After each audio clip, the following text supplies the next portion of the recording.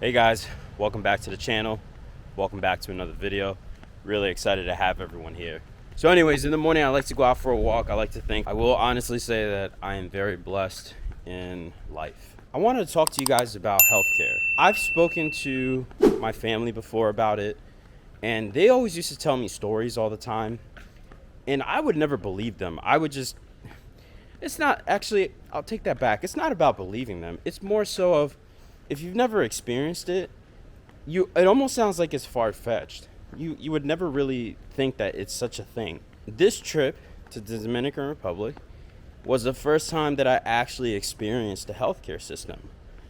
And now I understand what my parents were talking about, and some of my other family members were talking about when they would make comments and say, hey, people die here because you don't have any money to pay for it. We're gonna get ready to enjoy dinner. We're with some family members, some friends, and we go to the steakhouse and we're having our appetizers come in.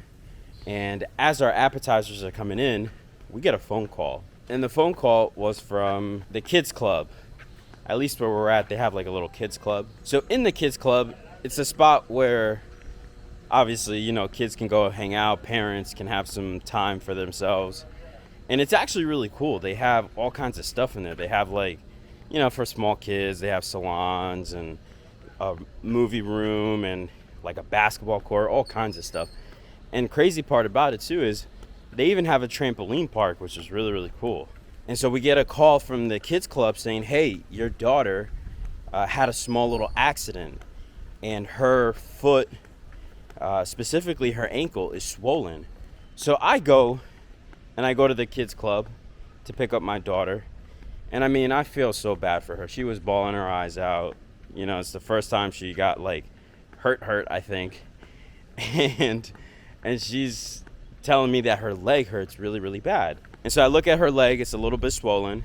So one of the things that we decided to do was we decided to take her to the infirmary that's here on site. One of the things that I found very, very interesting was before the doctor on site looked at my daughter, before anything could happen, she handed me a piece of paper, told me that before I can do any work, do you agree to be responsible for all the charges that are associated with the services that are being provided? And that's what the paper pretty much said. That first part was very, very interesting to me because in the United States, at least from my experiences, they will make sure that the patient comes first. If the patient is in a lot of pain or whatever the case might be, the patient gets taken care of. Over here, it's like, hey, how are you gonna pay? And before you even get looked at, before anything happens, they wanna know that you can pay. Once I signed the piece of paper, right, my daughter obviously was getting looked at. I know I'm in a touristic area, and I know that obviously everything's marked up a little bit here. Take this with a grain of salt, but even still, it still applies for outside of the resort. So we had a consultation fee and we had some small medical fee. So they basically gave my daughter some medicine for pain, like ibuprofen. It was $10, a little higher than normal, right? You can get it at the store for $2. Of course, we're in a touristic area, so everything is marked up here. The consultation fee was $225.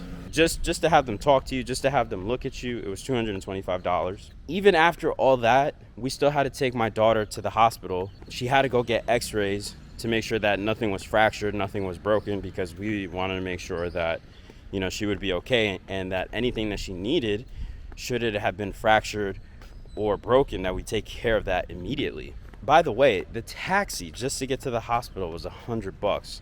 It was about 30 minutes away, somewhere around there. But the $100 was going there and back. By the way, one of the other things that I thought was very, very interesting was they asked for our documents. And then they were telling me that because my wife and I are Dominican, all of a sudden, it was interesting. In the beginning, we were getting a certain price. And I won't say what it was, but once they looked at our documents and realized we were Dominican, and obviously, of course, we were speaking the local language, we were speaking Spanish. And then once they started asking us questions, all of a sudden now, because we're Dominican, the price immediately drops.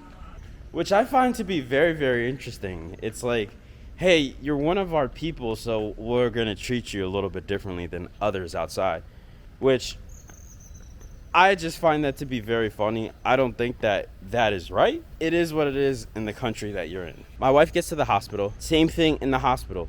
Before they even looked at my daughter, they asked my wife, how you paying? And it's funny because my parents told me the same thing. And of course, I had other family members who told me the same thing, in the sense that before anybody looks at you, they always ask how you're going to pay.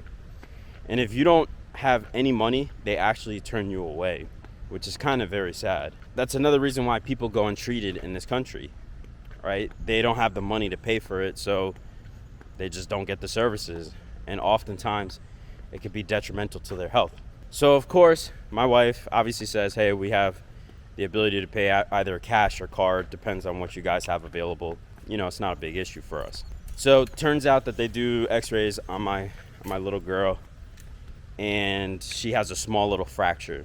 Now, they decide to put her in a cast, and that whole process was a little traumatizing for my daughter, right? She's a little sensitive is the word, I think.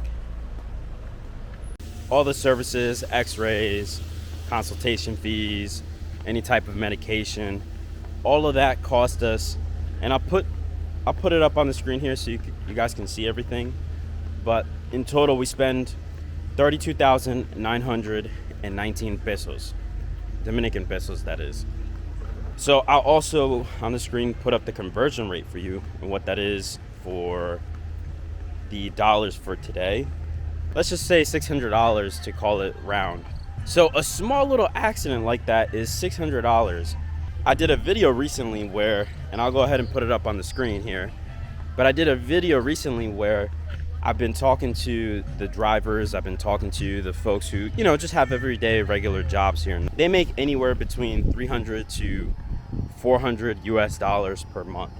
So now the question is, how do they afford healthcare? If they're making anywhere between $300 to $400 US per month, and they had a small little accident like my daughter did, and we just paid $600 for that. So now the question is, do you work for a month and some change in order to be able to afford to have your loved one looked at?